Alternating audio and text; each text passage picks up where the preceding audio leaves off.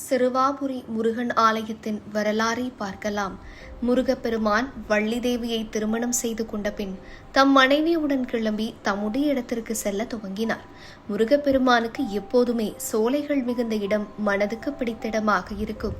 அவர் சென்று கொண்டிருந்த நேரத்தில் ராமாயண யுத்தம் முடிந்து அயோத்திக்கு திரும்பிய ராமபுரானை பிரிந்து சீதையானவள் ஒரு வனப்பகுதியில் தனது 2 குழந்தைகளான லவ குசாவுடன் தங்கியிருந்தாள்.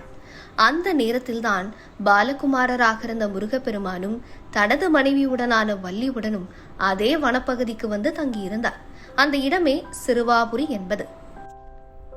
ஒரு வகையில் பார்த்தால் வள்ளி தேவியும் மகாவிஷ்ணுவின் 2வது மகளாவாள். அவள் முருகப்பெருமானை மணப்பதற்காக ஒரு வேடனின் மகளாக பிறந்து அவரை மணந்து கொண்டாள்.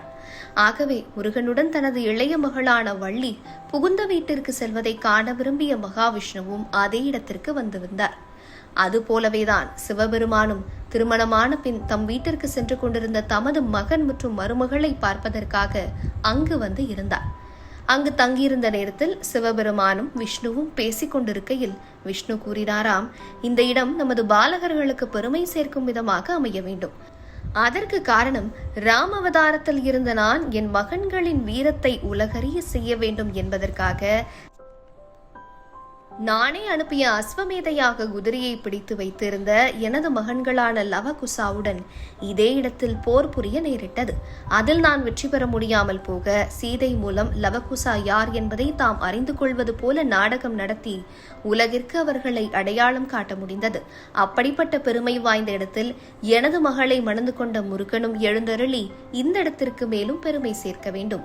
அதை ஏற்றுக்கொண்ட சிவபெருமானும் திருமண கோலத்துடன் வள்ளியுடன் திரும்பி சென்று கொண்டிருந்த முருகனை சந்தித்து விஷ்ணுவின் ஆசையை கூறி அதை மதிக்கும் விதத்தில் சில நாட்கள் அங்கேயே தங்கியிருந்து பக்தர்களின் வேண்டுகோள்களை நிறைவேற்றியவாறு அவர்களை ரட்சித்து வருமாறு கூறி அவருக்கு பல சக்திகளை தம்மிடமிருந்து தந்தார்.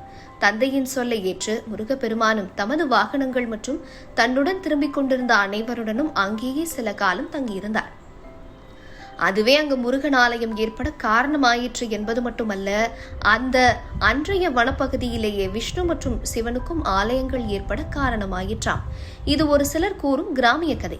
சிறுவர்களான லவகுசா இருவரும் ராமனுடன் போர் புரிந்த இடம் என்பதினாலும் பால வயது குமாரன் தீர செயலை செய்து வள்ளியை கரம் பிடித்து வந்து தங்கிய இடம் என்பதினாலும் சிறு இளைஞர்கள் பெருமை சேர்த்த அந்த வனப்பகுதி சிறுவர்கள் வாய்ப்புரி சிறுவாய்ப்புரி. அதாவது இங்கு அமைந்துள்ள முருகப்பெருமான் பல சக்திகளை கொண்டவர்.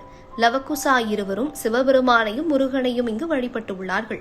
வள்ளியுடன் திருமண ஜோடியாக இங்கு வந்து முருகன் தங்கியதினால் திருமணமாகாதவர்கள் இங்கு வந்து வேண்டிக் கொண்டால் தடைப்பட்ட திருமணம் நடைபெறும், நல்ல தங்குமிடம் அமையும், நோய் நொடிகள் விலகும் மற்றும் செல்வம் சேரும்.